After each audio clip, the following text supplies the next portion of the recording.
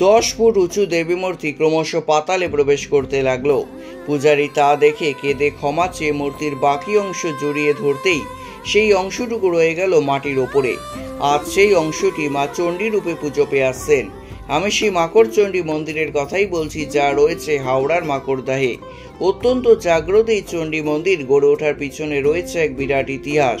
দেবী চণ্ডীর স্বপ্নাদেশ পেয়ে এই মন্দির স্থাপন করেন শ্রীমন্ত নামে এক সওদাগর। সেই দেবী মূর্তি ছিল 10 ফুট উচ্চতার। মন্দির স্থাপন করার পর প্রতিদিন পূজারী বেশ কষ্ট করে উঁচু মূর্তিতে মালা পরাতেন।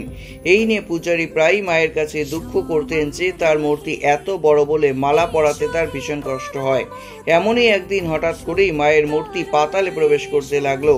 পূজারী তা দেখে মায়ের মাথার অংশ জড়িয়ে ধরলেন। তখন থেকেই ওই অবধি হয়ে আছে এই মূর্তিটি।